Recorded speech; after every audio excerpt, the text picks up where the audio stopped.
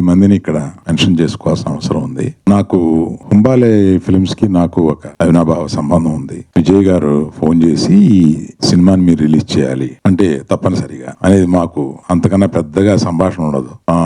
అట్లాగే కాంతారా ఇంకొక ఆయన సినిమా ఒక చోట రిలీజ్ చేశాం. ఆయనకి మనస్ఫూర్తిగా కృతజ్ఞతలు చెప్తున్నాను ఈ అవకాశం నాకు తీసుకొచ్చినందుకు. ఆ తర్వాత నిర్మాత శిల్ప గారితోటి ఫోన్ చేసి నేను మొదటి రోజున థియేటర్ హంబుల్ గా చేశాము, ఈ సినిమాకి రియాక్షన్ చూసి రెట్టింపు చేశాము, సాయంత్రానికి ఆ మరుసటి రోజుకి మళ్ళీ ఇంటూ 2 థియేటర్స్ పెట్టి పెంచుకుంటా వెళ్తున్నాము అని ఆమెకి ఫోన్ చేసి చెప్పినప్పుడు ఆమె అలా నేను ఆమె మాట్లాడిన దాన్ని బట్టి ఆమె ఏ 50 సంవత్సరాలు ఉంటాయని అనుకున్నాను.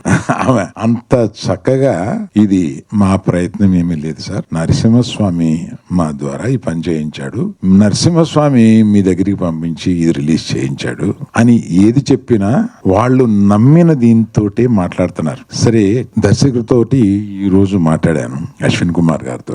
ఈ హంబుల్నెస్ లో 2 రకాలు ఉంటాయి. హంబుల్నెస్ ని ప్రజెంట్ చేస్తారు కొంతమంది, హంబుల్నెస్ ని రియల్ గా ఇక్కడ ఫీల్ అవుతా ఉంటారు కొంతమంది. ఆ హ్యూమిలిటీని హంబుల్నెస్ ని రియల్ గా అశ్విని దగ్గర నేను చూశాను. నేను దానికి నిజంగా వీళ్ళు ఇంత ఆ ప్రయత్నం ఎన్ని కష్టాలు పడ్డారో 2021 నుంచి ఇప్పటి వరకు ఈ సినిమా తీయడానికి ఎన్ని కష్టాలు పడ్డారో అది పొద్దున చెబుతుంటే నిజంగా వాళ్ళకి మొండితనంతో ఆ సినిమాని పూర్తి చేయాలన్న ఒక పట్టుదలతోటి 3 సంవత్సరాలు దాని వెనకాల పడి దాన్ని పూర్తి చేశారు. అలాగా అంత పట్టుదలతో పూర్తి చేసినందుకు ఇవాళ నరసింహస్వామి ఆయనకి ఆయన భార్యకి ఇంతటి భారతదేశం అంతా జేజేలు పలుకుతూ ఈ సినిమాకి స్వాగతం పలుకుతున్నారు. ప్రతి రోజుకి పెరుగుతూనే ఉన్నారు. మొన్న ఏఎంబిలో 200 మంది స్వాములు వచ్చి ఈ సినిమా చూసి వెళ్తున్నారు. అందులో కొన్ని సంవత్సరాలు అయిపోయింది మేము థియేటర్కి వచ్చి అని చెప్తున్నారు వాళ్ళు. ఈ స్వాములు థియేటర్కి వచ్చి చూడడం ఏంటి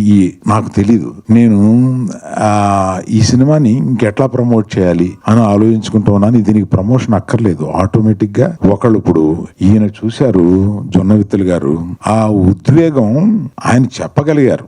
అది ఆయన చెప్పలేకుండా ఉద్వేగం ఫీల్ అయ్యి ఇంట్లో వాళ్ళకి పక్కింటి వాళ్ళకి చెప్పే ఒక సందర్భం ఈ సినిమాకు ఉన్నది. అలాగే యాక్చువల్ గా తనికెళ్ళ భరణి గారికి జొన్నవిత్తులు గారికి నేను ఒక రకంగా కృతజ్ఞత ఎలా చెప్పాలంటే, మా గీతా ఫిల్మ్ డిస్ట్రిబ్యూటర్స్ లో అడిగారు, ఏమంటే ఇది నెక్స్ట్ మన నిర్మాత దర్శకులు వస్తున్నారు కదా, అప్పుడు మనం చీఫ్ గెస్ట్లుగా ఎవరిని పిలిస్తే బాగుంటది అని అంటే, నేను తడుముకోకుండా మనం పిలిస్తే పెద్ద వాళ్ళు వస్తారు కానీ ఈ సినిమాకి పిలవాల్సింది భరణి గారిని జొన్నవిత్తులు గారిని పిలవాలి, నేనే వాళ్ళకి ఫోన్ చేసి రమ్మని చెప్తాను అని ఇమీడియట్ గా వాళ్ళకి ఫోన్ చేస్తే, ఈ సినిమా గురించి ఆల్రెడీ విన్నామండి, అబ్బో గొప్ప సినిమా అంట కదా అంటే, ఇవాళ సాయంత్రం మీరు వీలు పెట్టి కుటుంబంతో సహా మీరు వెళ్ళి ఈ సినిమా చూడండి అని త్రిబిలిలో వారికి ఏర్పాటు చేస్తే వాళ్ళు చూసి ముగ్ధులై ఇప్పుడు చెబుతున్నా, ఇది చూస్తే ఇటువంటి సినిమాని చేయడం మహద్భాగ్యంగా ఫీల్ అవుతున్నాను. ఈ నరసింహస్వామి ఈ సనాతన ధర్మాన్ని నమ్మిన, ఇక్కడ ఉన్న వాళ్ళంతా ఈ సనాతన ధర్మాన్ని నమ్మిన వాళ్ళు. మీకు ఇంకొక విషయం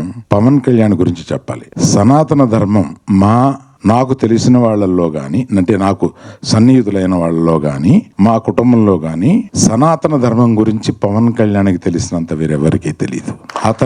పవన్ కళ్యాణ్ గారు సనాతన ధర్మం గురించి మాట్లాడితే మనం ముగ్ధులం అవుతాం. తప్పనిసరిగా వారు ఈ సినిమా చూడాలని, ఈ సినిమా గురించి మాట్లాడాలని కోరుకుంటున్నాను. ఈ అవకాశం నాకు ఇచ్చిన అందరికీ, ఈ సినిమాని ప్రేక్షకులే కాకుండా మీడియా వారికి కూడా కృతజ్ఞత. ఎందుకంటే దీన్ని మీరు ఇంకొంతమంది ఈ సినిమాని గురించి వినినా వినకపోయినా వారి చెవులకు తీసుకెళ్లి వినిపించి ఈ సినిమాని చూపించే బాధ్యతగా మీరు తీసుకున్నారని నేను నమ్ముతూ అందరికీ నమస్కరిస్తున్నాను. థ్యాంక్ యూ అండి.